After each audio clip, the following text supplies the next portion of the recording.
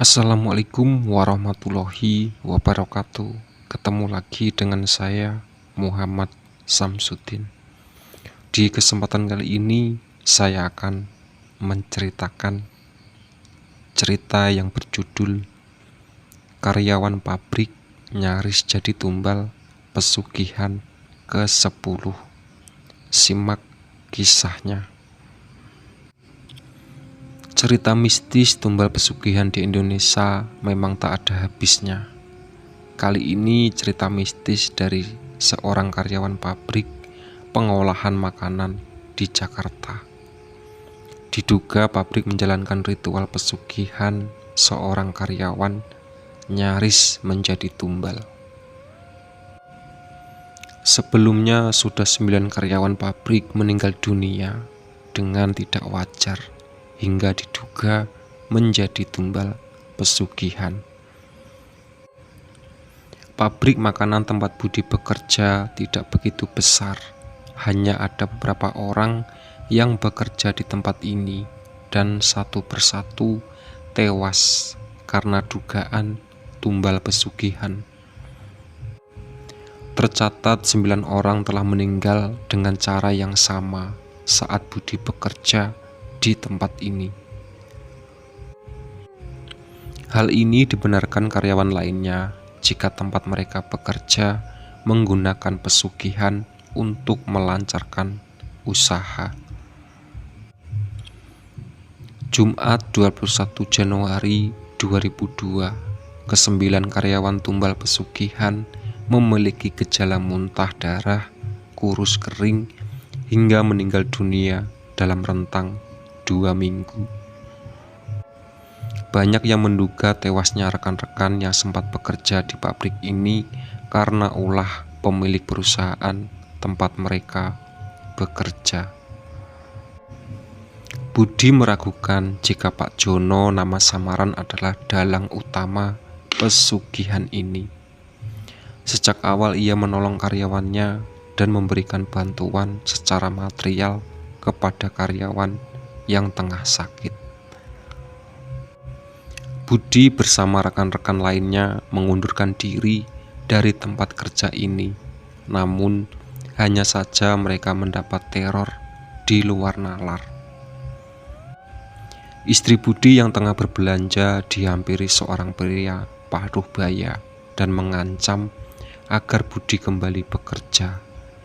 Sosok ini mengancam keluarganya akan tewas menjadi tumbal selanjutnya. Mendengar penuturan istrinya, Budi yakin jika ancaman tersebut bukan hal main-main dan harus ditanggapi secara serius. Keesokan harinya saat Budi tengah membersihkan pekarangan rumah, ia dipanggil tetangganya. Ia bercerita kejadian menyeramkan yang dilihat tadi malam. "Bud, semalam aku lihat ada orang lagi duduk di depan kursi rumah kamu. Aku tegur dong, takutnya maling," ucap tetangganya. "Begitu aku tegur, Bud, itu orangnya mukanya hancur. Makanya aku lari sambil berteriak-teriak," sambungnya. Setelah berpikir keras, Budi sadar jika adalah ancaman kedua dan harus melakukan sebuah tindakan. Lanjut beberapa hari kemudian, Budi dan rekan-rekan lainnya kembali bekerja karena mendapat teror makhluk halus setelah mengundurkan diri dari perusahaan tersebut. Selama bekerja kembali, mereka tidak mendapat teror atau penampakan, hanya saja ketakutan menjadi tumbal pesugihan berikutnya menghantui hari-harinya. 8 bulan berlalu dan kejadian aneh terjadi. Anak pemilik perusahaan meninggal dengan kondisi mirip dengan rekan-rekannya Budi yang telah wafat. Kecurigaan kepada pemilik tempat usaha pun sirna. Budi hanya bisa menerka-nerka siapa kiranya yang melakukan praktek pesugihan ini. Setelah 10 orang menjadi tumbal pesugihan, pekerja yang bertahan menjadi bingung dan frustasi. Akhirnya pemilik tempat usaha sepakat untuk mencari tahu pelaku yang melakukan pesugihan di tempat kerjanya. Budi akhirnya pergi ke salah satu kiai terkemuka di Jakarta yang paham soal non-medis seperti ini. Kiai tersebut mengetahui identitas pelaku pesugihan dan menyuruh keluarga Budi untuk tinggal di rumahnya. Ada kekhawatiran kedok pelaku terbongkar dan Kiai menyuruh Budi beserta keluarganya untuk tinggal selama beberapa hari hingga suasana mereda. Hingga suatu hari Kiai ini mengizinkan Budi untuk pulang. Kamu dan keluarga sudah dapat pulang dan kembali bekerja. Orang itu sudah mendapat senjata makan tuan, ucap Kiai tersebut. Budi mengucapkan terima kasih sebesar-besarnya. Sempat penasaran, Budi bertanya tentang identitas pelaku yang melakukan pesugihan di pabriknya. Namun tidak dijawab oleh sang Kiai. Singkat cerita, Budi datang ke tempat kerja pertama sambil mencari siapa pelaku pesugihan ini. Setelah ditunggu, rekan kerjanya datang ke kantor satu persatu, termasuk Jono pemilik usaha.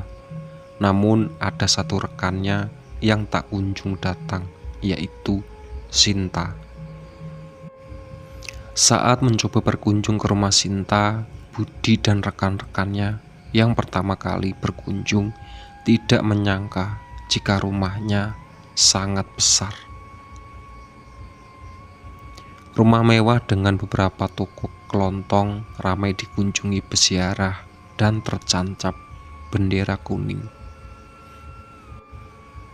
Hal ini menimbulkan kecurigaan karena gaji Sinta tidak cocok dengan gaya hidup serta rumah yang dimiliki. Terlebih kematian Sinta hampir sama dengan kejadian yang dialami rekan-rekannya. Setelah mengetahui fakta jika Sinta adalah orang berada, mereka semakin yakin jika Sinta adalah dalang utama pesugihan yang rela mengorbankan siapa saja. Itulah sahabat, cerita mistis karyawan pabrik nyaris jadi tumbal pesugihan ke-10.